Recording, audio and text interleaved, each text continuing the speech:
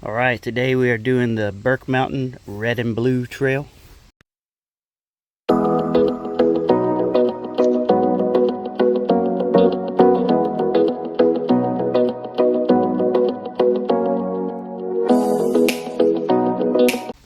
So this is over here at the Burke Mountain Resort, and I guess part of the Darling State Park trailhead. Recreation and COVID-19. Alright, you better put that face mask on before we start. Oh, I'm just kidding. But here's a picture of what some of the trailhead stuff looks like. This is probably good to know before we get started. And off we go.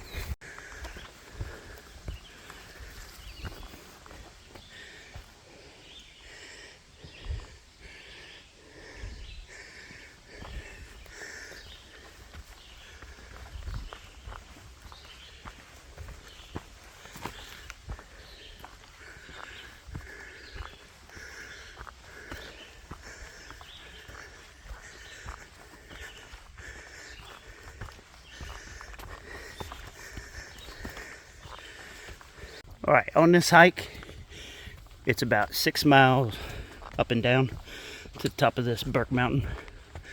Let's talk about some of the things that you would want to bring on one of these backcountry hikes. Alright, what's number one?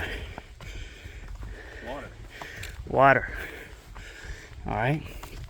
What do you carry your water in? Water bottle. What else is an option? Put it in your backpack, yeah. Backpack. I carry my water in a canteen, so that way it's probably the heaviest thing that you'll carry today, and it's already on my waist. Alright, so we got water.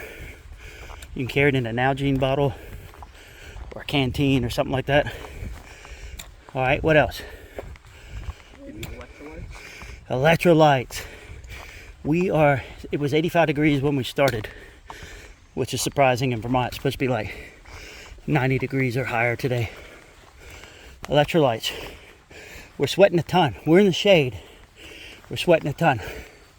So this hike has over 2,000 feet of elevation gain in over 2 miles. So sweat a lot. Got to be replacing the electrolytes or you will get sick.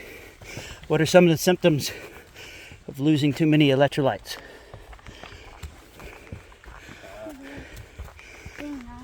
Nauseous. What else? The first symptom. Sweating. Yeah. What about after that? Headache. All right. Nausea. Throwing up. Diarrhea. All right. So sometimes you'll see the effects of maybe dehydration before the lack of sodium. The lack of sodium will catch up to you. It got me at summer camp. All of a sudden I go to lay down. My head feels like it's going to split in half. Next thing you know, I'm throwing up. I drank plenty of water all day, but I did not replace any sodium. So that's why electrolytes get overlooked. So I think I've learned that lesson more than once. All right, so we've annihilated water and electrolytes for a backcountry hike. What else? Trail mix. Yep.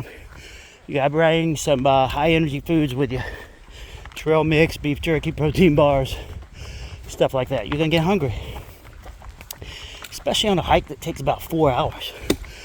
On a hike that has a lot of elevation gain, you may want to bring your hiking stick. It'll make it way easier going up, and it'll help you control your descent when going down. If one of us falls down and gets hurt or gets a bad cut, what do you want to have? But even more than just a IFAC, which is an individual first aid kit, you may want to have the trauma kit. You're going to have things in the trauma kit you don't normally have in a first aid kit. What are some of the things in the trauma kit? Tourniquet. Last resort, all right? Last resort. What else?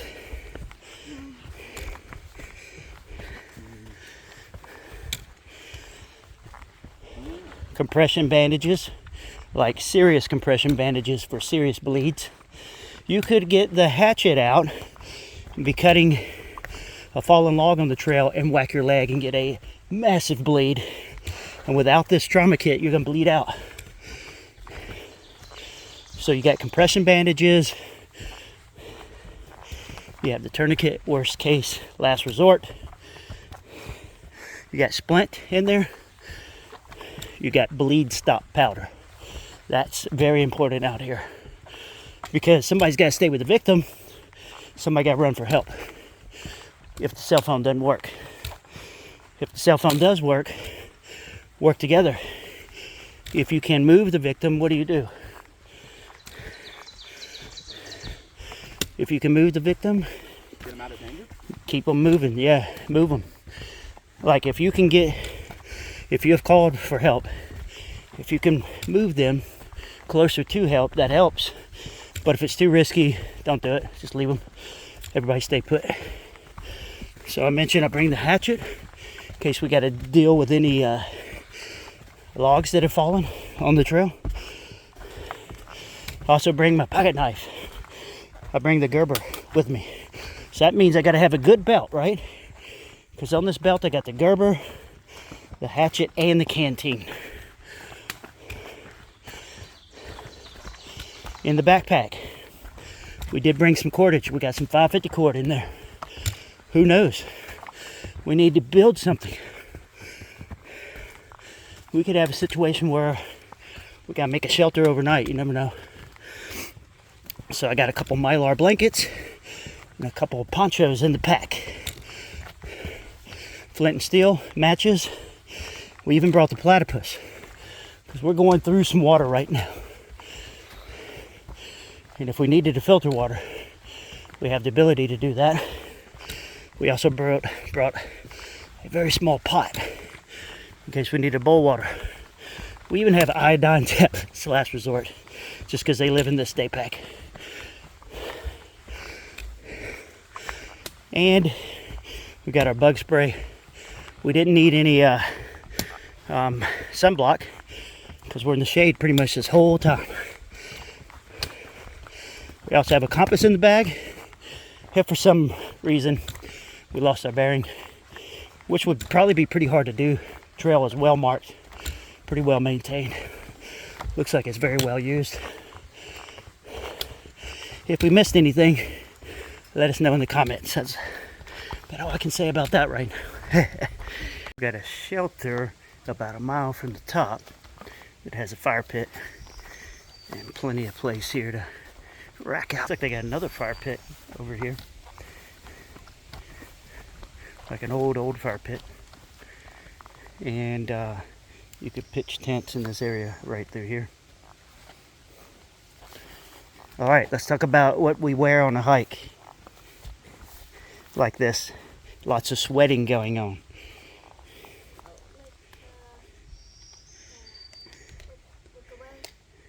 Yeah, that's right.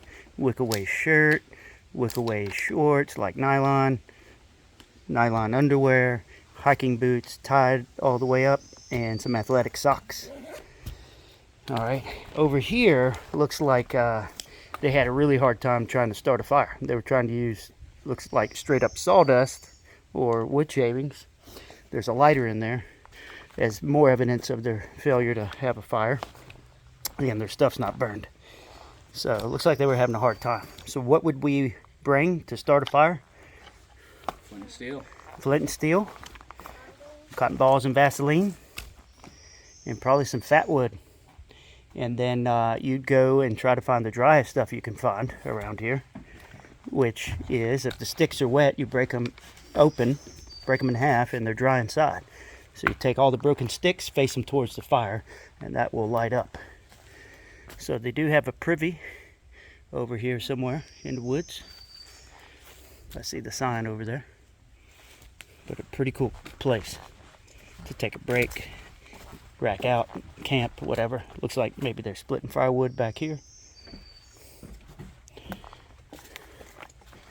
All right, onward and upward. This is about a mile from the top right here. So we're about 1.8 miles in, I think. And where the trail split, we took the blue trail. So there is water on the blue trail. So if you're running out, you can filter right here. Probably get right over here and capture it as it's running off these rocks into your platypus. If you try to capture it in this little pool here, you probably get a bunch of that debris. Or maybe you could dig that out and scoop water. But a good spot here. If it's this hot in Vermont, like or hotter, Oh, I'm afraid it's hot there. I don't think it has as much greenery as this. But this is the viewpoint up here on top. Very, very cool.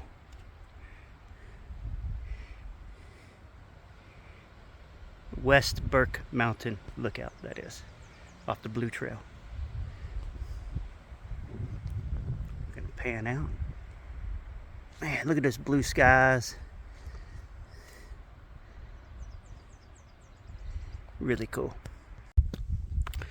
So it looks like we walked across where they got old gondola or ski lift and new ski lift up here. They had a little shack down there. But we're getting back on the summit trail, so we had to walk across this asphalt through here. But we're back to it to get to the summit.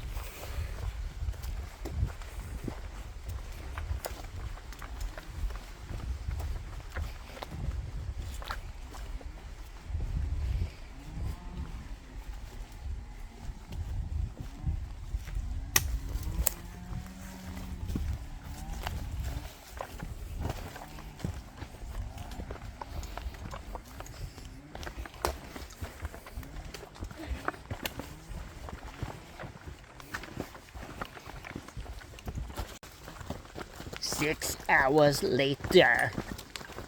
the 6 hours. No, I don't think so. It took us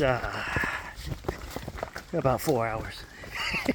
Well, we did take some time at the top, but we made it back to the parking lot. We're back to civilization. You want to bring plenty of water. And what I mean by that is I think you need about 36 ounces, 48 ounces of water, especially if you go on a hot day. You're going to drink a lot of water on the way up. You won't drink much water on the way down probably, but you will drink about 36 ounces, 24 ounces on the way up. So have plenty of water. Later.